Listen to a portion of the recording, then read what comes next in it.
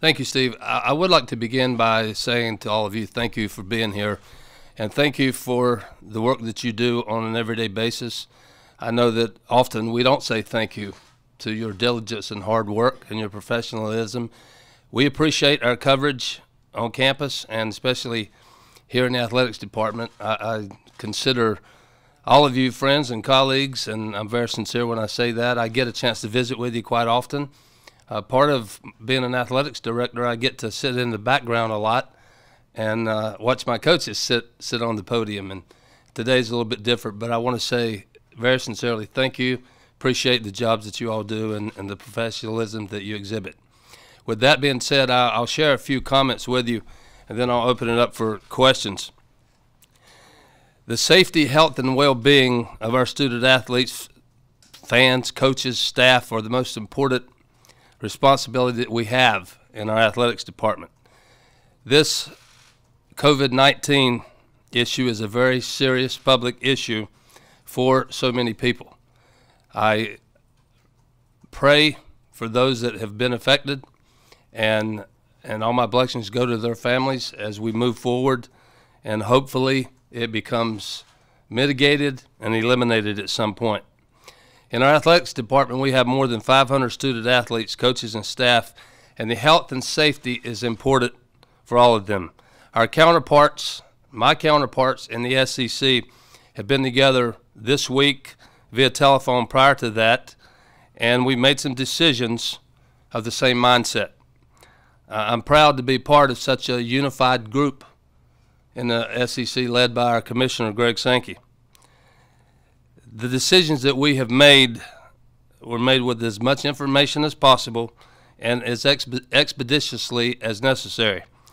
The COVID-19 virus is fluid, with new information coming in all the time, which may cause decisions to be made or revisited.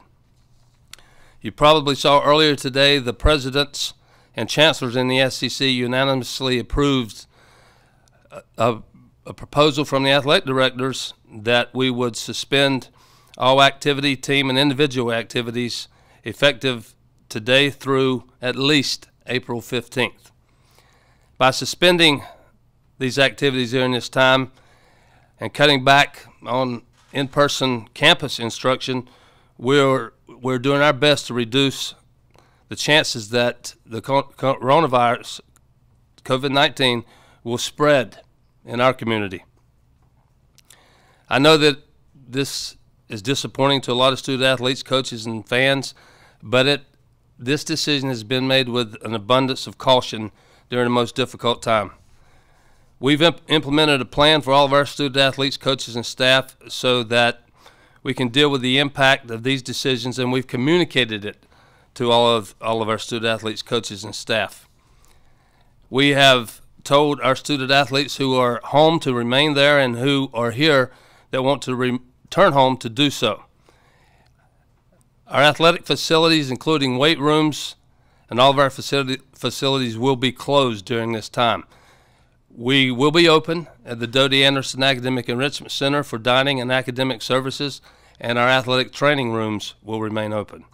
You might have seen that the NCAA has granted a season of competition waiver for all the student athletes that were participating in spring sports, with more information to come.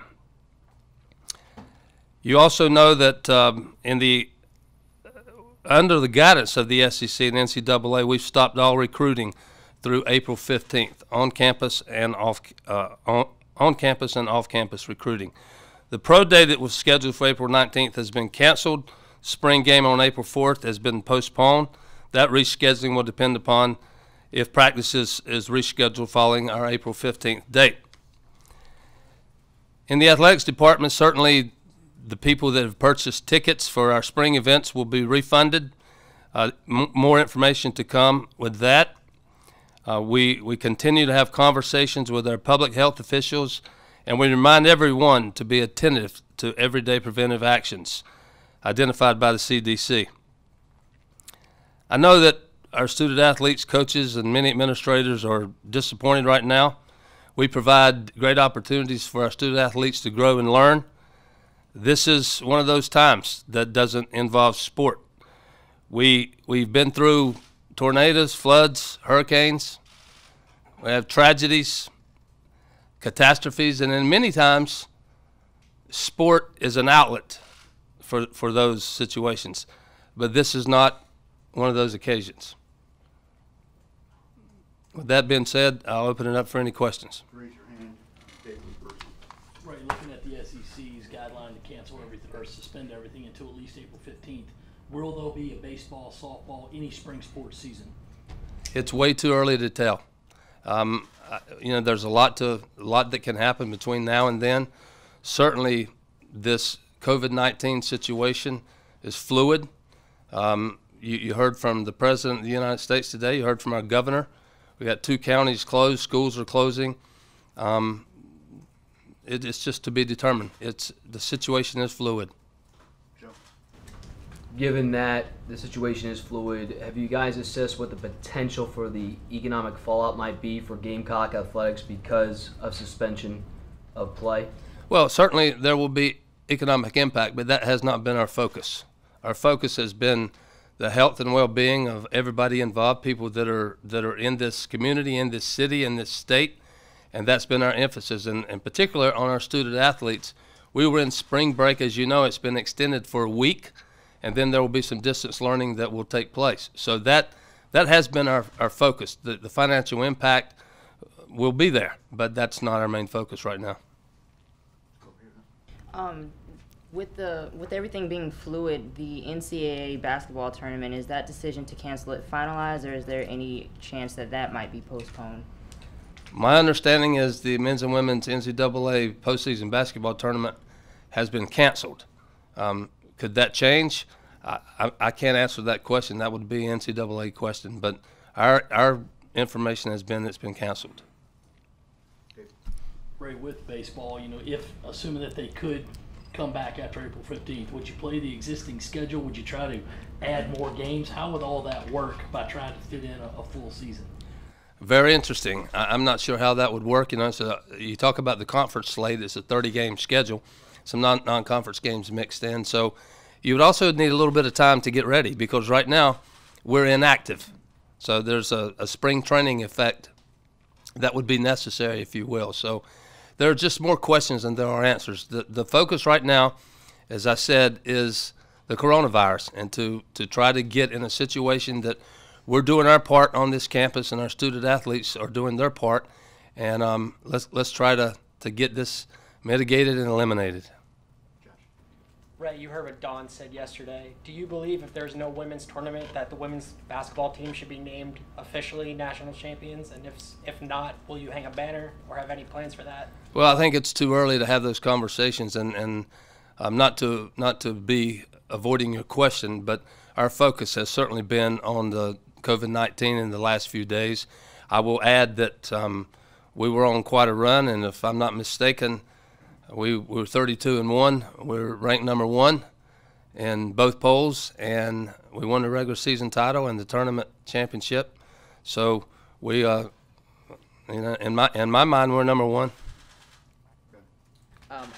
Are athletes, I guess, being encouraged to do stuff if they're, you know, if they're off campus to stay in shape, that kind of thing? Are they being discouraged to do, I guess, sports-related activities that involve multiple people? And you've been a coach. If you were still a coach, what would you be telling your athletes at this moment? Well, what I would be telling them and what our coaches have been instructed to tell our student athletes is to make sure that their health and well-being is utmost importance. We're in a situation that you could have symptoms that you need to be treated for. So that has to be the focus. And, you know, to tell them to go somewhere and train or stay in shape, that hasn't been the conversation. At least I hope that hasn't been the conversation, and I don't believe that has been. We're trying to make sure that our athletes have an opportunity to stay at home. They were on spring break, many of them. Some of them were here that have now departed, and that's where we'd like for them to be. In terms of just contractual matters, if a coach was incentivized and had bonuses for making postseason play, how would those work if there isn't a championship? For Dawn Staley, if she has incentives for reaching the postseason and making it to a Final Four, how would those bonuses go into effect now with no championships? Well, certainly she has already reached some of her incentives. I know that for a fact. How we address that going forward is a question. and that hasn't been a focus at this point. It will be at some time going forward, but not yet. I'm curious, I know the concern again is on the well-being of everyone in the community and the student athletes. Just from an emotional standpoint, just how tough has it been to make these decisions that are in the best interest and welfare of the community and student athletes, at the same time watching the student athletes' opportunities to compete kind of slip out of their hands at this point in time? Well, like some of you, we were in Greenville, we were in Nashville, and we watched it unfold. It's unprecedented. I mean, I know we had the tornado in 2008 for the men's basketball tournament, but it's very difficult to be a part of that, and you don't have a lot of answers. As I said earlier, being a part of the SEC and my colleagues, we were unified in trying to get to a good place. We were in consultation with a lot of other leagues across the country and different people, and we have a tremendous commissioner in Greg Sankey, and it was hard. I mean, you're thinking about lives, you're thinking about a community, you're talking about play, and what's most important is not play. It is as much as that's what we do. We compete and we play games, but at this time, we realize that this is not part of the discussion. What do we need to do to make sure that we're implementing standards and protocol on our campuses with our student athletes to do the right thing with this horrific COVID-19? All right. The word, of course, with the spring athletes being able to give them an opportunity to be able to come back next year. I know people have been asking about winter sports. It seems like logistically that might be a little bit more difficult. Have you been able to get into those discussions at all? Have not. I mean, I think, we've had some offline about the winter and the spring and those kind of things, but it's just been offline conversation with some of my colleagues. I was glad to see the NCAA took a step already with the spring sports, but that has to be defined too. It's not as easy as saying they'll be granted another year of eligibility. There's incoming recruits and so forth, sixth-year people, if you will.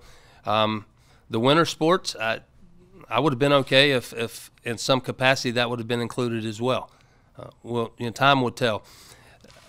Again, we're talking about competition, we're talking about games, and I understand that as part of why we're here today, but our focus is on getting our student athletes in the proper place right now to help do their part in diminishing the spread of the coronavirus. To your knowledge, have any of your student athletes been tested, or whether positive, negative, and what will be the protocol moving forward if someone needs to be tested and quarantined and beyond? If you have symptoms, and this has been instructed to our student athletes, if you have symptoms, you're to contact the trainer. Trainer will contact the doctor, and you will be tested. You will see a physician to see if a test is necessary. So there's a protocol in place. We have one athlete that came from a level 3 zone that is in quarantine at the present time. It's a self-quarantine, asymptomatic, if you will. So that one student athlete that I know of, and one student athlete that I'm aware of that has been tested. Is that the same person, or just one? No, two people. One hasn't been tested, self-quarantine. One has been tested. Have you guys taken any steps or looked at anything involving supporting arena or stadium workers who might be out of work, given the stoppages? That has been part of the conversation, but we don't know where we'll end up yet. The university, you may be referring to people who work events, but the university remains open. The way that we're treating our student athletes and our students on campus has changed dramatically in the last couple of weeks, but that conversation has entered the picture. I'm on a committee on campus, but we haven't gone very far with it at this point. My question was about if you guys were even discussing the winter sports being able to come back in, how the scholarships will be allocated and stuff like that. Obviously, it's early on right now with that, but would you be in favor of a waiver for seniors that possibly would love to come back for one more season if that is an option for winter sports that the NCAA discusses? Did you refer to winter sports? Correct. I would be an advocate. I know that, there were some teams that had finished their season. There were other teams that were not finished, and there were teams that were going to postseason tournaments. I would be an advocate if we could come up with the proper solution. I know it's not easy, but I would certainly be an advocate if we could do that. Ray, is there any kind of deadline that you have to have after April 15th going into the summer that you have to have your spring practice closed? Or are those mitigating circumstances considering what's happening? Well, again, I'll go back to the word fluid. It is fluid. I'll tell you that from the Southeastern Conference standpoint, the athletic directors are talking every single day. We have protocol and a time that started this morning, and we will have conversations every single day as developments change, and we'll be on top of it. Have you been in contact with Construct Construction about the work being done at Williams-Brice, and will these health concerns, pause any work being done at the stadium? I have not. That's a great question, but I haven't talked to Greg Hughes with Contract Construction. Was there any piece of information that led to the April 15th date that said that's the right amount of time, or is that just what you landed on in terms of an abundance of caution? I think that's where we landed based on when we analyzed where we were and talking to other athletic directors and what's going on their campus, that we moved, if you will, a few days beyond March 30th to April 15th with an abundance of caution in mind. Has the NCAA or the SEC made any sort of medical staff available to consult? Have y'all been able to consult directly with medical folks in these conversations? Yes, and we're all consulting with our local health officials, certainly following protocol CDC, and the conference is doing the same thing. So we're sharing information, and different universities in different states. Do you have a question? Ben? Was there any particular tipping point or, I guess, piece of information that kind of came to you guys that made you make the jump from canceling just intercollegiate events to also canceling workouts, practices, and team activities as well? I don't know that there was any particular point we got to, but as this situation evolved, it just became apparent that the urgency became greater, if you will. And being a part of the group, we started with, we're going to have games, to go into a place where it's going to be family only, and then we got to a place that wasn't going to work either. So we're trying to make sure that we do everything possible to do our part as people in college sports at intercollegiate level to partake in the elimination of this virus. Reggie? From a personal standpoint, your training when you were thinking about becoming an athletics director, how do you prepare for something down the road like this? Didn't see it in the manual, Reggie. So, it's but the thing that you realize when you're in a situation like this is people do care, and as much as we do compete, I used the word united earlier, and that's what it was. We sat together for days in Nashville together, trying to come up with a solution that would be the right thing for our student athletes, for our universities, for our fans, for our coaching staffs. And I feel like we've made a good decision to this point. Will we have sport as we move forward? Maybe we will. I think we probably all hope we do. But if we don't, it'll be the right thing. It seemed like Commissioner Sankey was taken off guard with some of the announcements that were made yesterday with relation to the College World Series and so forth. With the eligibility deal next year, as far as balancing rosters go and scholarship numbers, do you feel like the NCAA will do a better job or approach differently the conversation with commissioners or its institutions or schools, or do you think they will make their own decision just like they did with the World Series? Well, I would hope that communication would be different. I know some people have been outspoken. You heard what the commissioner had to say. We were not aware that the spring sports championships were going to be brought into play until you were aware. We found out at the same time you did. So that's that's not the position that we'd like to be in. I mean, certainly from a commissioner standpoint, there should have been involvement. Have you gotten any indication that the NCAA will take commissioner opinion into the next round of decisions?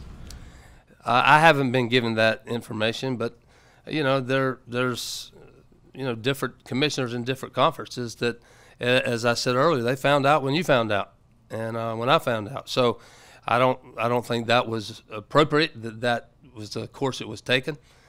So communication is key. Speaking of the College World Series, what was your reaction to hearing that would be canceled? Well, my reaction, you know, when I saw that, I paused. I said, that's down the road a piece.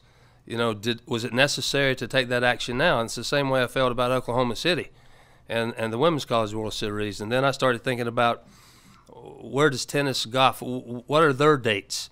And did we need to move this quickly? And I'm not one to say that it was a wrong decision, but my first thought was, we're taking action with the NCAA men's and women's basketball tournament. That was imminent. They took action. My personal thought was, we could have paused and revisited the spring sport championships at another time. Right, a bit of a two-parter here. You mentioned that one athlete has been tested for COVID-19. Have you gotten a result from that test? No. And when do you expect one? Not exactly sure. You know, it takes a few days, or you know, you hear all kinds of things. 48, 72 hours. I do not know. Mentioned that there could be a discussion maybe about honoring the women's basketball team as a potential national champion. If that were to happen, would Dawn get all the bonuses, you know, in her contract for a national champion? You're asking some very difficult questions, and I'm not trying to be elusive. I think that Coach Staley will tell you that our relationship is strong, and she's been treated very well here in her personal situation, and it won't be any different. Now it won't be any different now. So, one more, if I could. I mean, were you to raise a banner, have a parade, whatever, credit yourself as a national champion, would you be afraid of any blowback, such as a UCF national championship in football kind of situation? You know, I haven't given that a lot of thought. There probably would be blowback. I'm not one to be concerned about a lot of things like that, quite honestly. So, we'll cross that bridge when we get to it. But we're extremely proud of what Coach Staley and her team have accomplished. We're disappointed that we can't continue, but we understand and she understands. And we'll deal with that situation at a different time. But we're not done with it. What have conversations been like with the other spring coaches, and have there been any expressed frustration about canceling things and just not postponing it? You know, I tell you, I think some of the coaches that I spoke with, they're really shocked. You know, it's something that we haven't experienced before, and it's like, what do we do now? See, we first started out. If you saw this, we first came out that we would be allowed to practice. There would be no games or competition, but you could practice, and we quickly got past that. So now there's no activity at all, and they were surprised, but they wanted to do the right thing. What's the right thing to do? And that where we are is the right thing to do is to be at home or to vacate. Does the athletics department have access to coronavirus tests at the moment?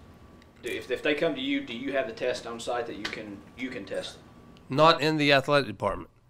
Do you have a place to send them? Well, I'm told that test kits are available if recommended by a doctor, but that's not going to be specific to student athletes. I mean, that's you know, you read things, you see things. There are not enough test kits. You know, I'm told that at this point where we live, that test kits are available, but you don't walk in. You can't walk into a doctor's office and say, I want to be tested. You have to have symptoms to be tested. So you guys aren't testing people. They're outside doctors are doing whatever tests might be done. Correct. I mean, our team doctors certainly would be involved in anything that we do. And as I mentioned the protocol earlier, a trainer, doctor, and a decision will be made whether a test is necessary or not.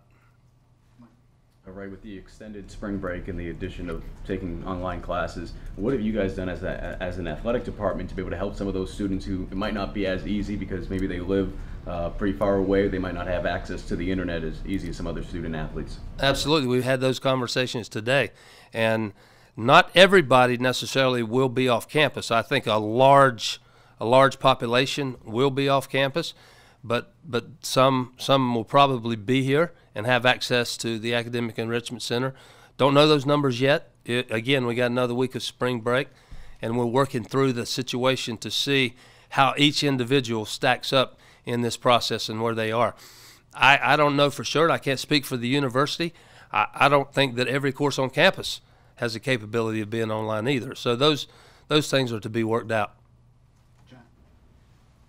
I'm sure you don't have the answer for this, but the situation is fluid. But if there does come a time this spring sports calendar where it's deemed possible for athletes to play, whether it's in a golf tournament or a baseball series or what have you, would you be in favor of that competition being allowed to happen and still maintaining the year of eligibility?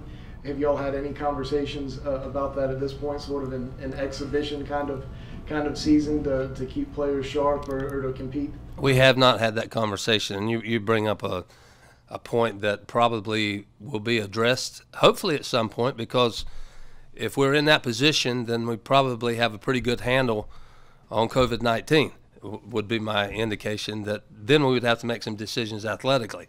I hope that's where we land, where we have to decide if we're going to cost a young person their eligibility or not, or if it's going to be considered just competition and you get your eligibility back.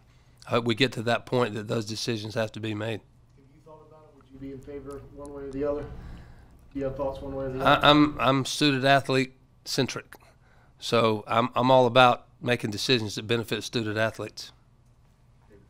Ray, you have meetings with all of your coaches after every one of their seasons. Now that some of them have been severely curtailed, how do you handle that as an athletic director? You know, is it just everybody kind of gets free pass to next year, or do you have to, sit down and talk with them after 2 games, 14 games, 20 games, whatever? Well, I think it's certainly different for different sports. We had our fall sports that are complete.